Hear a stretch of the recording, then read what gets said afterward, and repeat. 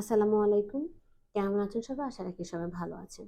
আমি ইসরাত জাহান, সংযুক্ত আরব আমিরাত আবুধাবি মুসাফা 44 ইসরাত জুন টাইপিং সেন্টার থেকে আপনাদের সাথে আজকে যে সমসাময়িক বিষয় নিয়ে আলোচনা করব সেটা হচ্ছে যে দুবাইতে আমাদের যে নতুন লাইসেন্সগুলো আমরা 2024 জানুয়ারির পর থেকে এখন পর্যন্ত যে লাইসেন্স বা ট্রেড লাইসেন্সগুলো উঠিয়েছি সেই লাইসেন্সগুলোর স্টাবলিশমেন্ট ব্যান হচ্ছে। ঠিক আছে, আমরা যারা নতুন লাইসেন্স করছি তাদেরও কিন্তু নতুন এস্টাবলিশমেন্ট হোল্ড করে দেওয়া হচ্ছে, আর যারা তুলে ফেলেছে অলরেডি তাদের হাজার হাজার এস্টাবলিশমেন্ট ব্যান করা হচ্ছে। এই ব্যানগুলোর কারণ বা রিজন যদি আমরা বলি কেন রিজন হচ্ছে, তার মধ্যে অনেকগুলো কারণ আছে। মোস্ট ইম্পর্টেন্ট যে কারণগুলো সেটা হচ্ছে আপনার যে লাইসেন্স, ঠিক আছে, এই লাইসেন্সের এগেইনস্টে যে আরবি অথবা লোকাল আছেন অথবা এজেন্ট হিসাবে আছেন বা পার্টনার হিসাবে আছেন, তার যদি পার্সোনাল কোনো প্রবলেম থেকে থাকে তাহলে উনি ইমিগ্রেশন থেকে ব্লক থেকে থাকেন, তাহলে ওনার নামে যতগুলো লাইসেন্স আছে সবগুলো লাইসেন্স ব্লক হবে। এটা হচ্ছে একটা রিজন। তারপরে সেকেন্ড রিজন গুলো হচ্ছে সেটা হচ্ছে যে আমরা এই লাইসেন্স গুলো যখন উঠাই তখন আমরা ভার্চুয়ালি ইজারি ফলো করি, বেশিরভাগ লাইসেন্স গুলো উঠে। অর্থাৎ আমরা ভার্চুয়ালি অফিস নিচ্ছি বা ইজারি ভার্চুয়ালি নিচ্ছি, অনলাইনে নিয়ে সেটা অনলাইনে শো করে তাকিম করে তারপর আমরা লাইসেন্স উঠাচ্ছি। এই সব লাইসেন্স সবগুলো লাইসেন্সের এস্টাবলিশমেন্ট আমরা কেউ ব্যান হয়ে গেছে অলরেডি, আর কেউ নেক্সট টাইম হবো বা হচ্ছে এরকমই। ঠিক আছে, এন্ড অফ দ্য ডে সবগুলো লাইসেন্সই আমাদের এক এক এক করে ব্যান হবে যাদের কিনা ভার্চুয়াল ইজারি আছে।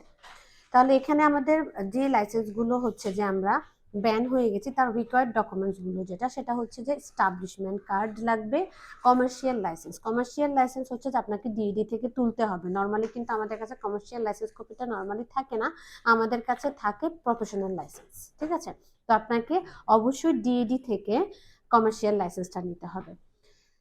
তারপর হচ্ছে যে আপনাদেরকে ইজারি নিতে হবে যেটা কিনা পার্মানেন্ট হতে হবে। ফার্স্ট 6 মান্থে যে কোনো সময় তারা বলে দিয়ে থেকে ইনস্পেকশনে আসবে, সেখানে আপনার এমপ্লয়ি সহ আপনার অফিস থাকতে হবে। যদি কিনা কোনো কারণে সেখানে আপনার অফিস বা এমপ্লয়ি না থাকে সেক্ষেত্রে আপনাকে পার্মানেন্ট ব্যান করে দেওয়া হবে।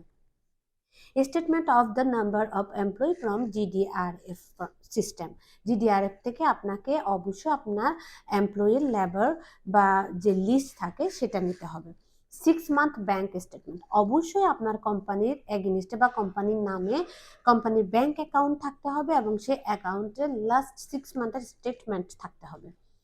তারপর হচ্ছে যে লোকাল বা এক্সটার্নাল বিল ফর 3 মান্থ, আপনার লাইসেন্সের বা আপনার অফিসের এগেইনস্টে যে কারেন্ট বিল বা ওয়াটার বিল থাকে লাস্ট 3 মান্থের থাকতে হবে।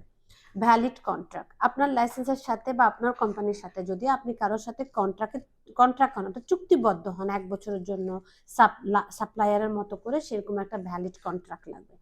ট্যাক্স রেজিস্ট্রেশন নাম্বার, অর্থাৎ আপনার টিন নাম্বার থাকতে হবে এবং ফেডারেল ট্যাক্সের সার্টিফিকেট থাকতে হবে। Photograph of the internal and external location, photograph of the building and মাকানি number, অর্থাৎ আপনার অফিসের লোকেশন এবং আপনার অফিসের ইন্টারনাল আউটসাইড এবং ইনসাইড ফটো থাকতে হবে। ঠিক আছে, যেটা কিনা তাকিমের সাথে অ্যাড করা আছে, আমরা মোহরিতে গেলে তাকিমের মধ্যে এটা পেয়ে যাব। ID card honour and partner, আপনার লাইসেন্সে যিনি অনার আছেন এবং যিনি পার্টনার আছেন তাদের দুজনেরই আইডি লাগবে। ডাব্লিউপিএস স্যালারি স্টেটমেন্ট 3 মান্থ, 3 মান্থের ডাব্লিউপিএস, আপনি যে স্যালারি ঢালছেন আপনার এমপ্লয়িদের সেই 3 মাসের ডাব্লিউপিএস এর স্টেটমেন্ট থাকতে হবে। List of the number of vehicles, name of the establishment, যদি আপনার লাইসেন্সের উপরে কোনো গাড়ি নিয়ে থাকেন লাইসেন্সের নামে তাহলে সেটা এস্টাবলিশমেন্টের যে নাম্বার যেটা আরটিএ থেকে আপনাকে গ্রহণ করতে হবে। এছাড়াও আরও কিছু অপশনাল ডকুমেন্টস তারা চায়। এই সবগুলো ডকুমেন্টস তার মধ্যে মোস্ট ইম্পর্টেন্ট হচ্ছে কোম্পানির নামে অবশ্যই আপনাদের ব্যাংক অ্যাকাউন্ট থাকতে হবে এবং আপনাদের অরিজিনাল পার্মানেন্ট ইজারি বা অফিস থাকতে হবে, যেটা কিনা অনলাইন বা ফিজিক্যালি ওরা 6 মান্থে ইন্সপেকশনে যাবে, ওখানে আপনাকে এটা থাকতে হবে। এই সবগুলো ডকুমেন্ট যদি আপনি লিগেল প্রসেসে সাবমিট করেন দুবাই আল আবির ইমিগ্রেশনে, তাহলে আপনার এস্টাবলিশমেন্ট ব্যানটা ইনশাআল্লাহ রিমুভ হবে।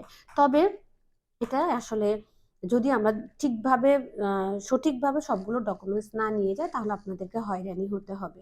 তো সবগুলো ডকুমেন্টস আপনারা লিগেল প্রসিডিওরে ইনশাআল্লাহ রেডি করে আপনারা ওখানে সাবমিট করলে আশা রাখি এটা ব্যান রিমুভ হবে। তবে হ্যাঁ, এখানে অনেক সময় লাগবে। তার মধ্যে হচ্ছে যে আমরা অনেকের এস্টাবলিশমেন্ট এমন এক অবস্থায় ব্যান করে দেওয়া হয় যেখানে দেখা গেছে যে কারো এন্ট্রি পারমিট স্টপ হয়ে গেছে, কারো স্ট্যাম্পিং স্টপ হয়ে গেছে, কারো ইন আউট স্টপ হয়ে গেছে। তো সেই ক্ষেত্রে তো আসলে আমাদেরকে বিপদে পড়তে হয়, যেহেতু এই মানুষগুলো আসলে ফাইনের আওতায় চলে আসে। তো সবাই এসব বিষয় নতুন করে যারা ট্রেড লাইসেন্স করতে চাচ্ছেন দুবাই বা আবুধাবিতে বা যে কোনো স্টেটে, আমি আপনাদের কাছে অনুরোধ করব আপনারা সবগুলো প্রসিডিওর মেনে আপনারা অরিজিনাল লাইসেন্স করেন। ঠিক আছে? আপনারা যদি শুধুমাত্র থাকার জন্য বা শুধুমাত্র কোটার জন্য বা শুধুমাত্র নিজের ভিসার জন্য আপনারা লাইসেন্স ওপেন করে নিজেরাও বিপদে পড়বেন না, অন্য আরো 10 জনকেও বিপদে ফেলবেন না। সবাই ভালো থাকবেন, সুস্থ থাকবেন, ভিডিওটা বেশি বেশি করে শেয়ার করে দিবেন। আল্লাহ হাফেজ।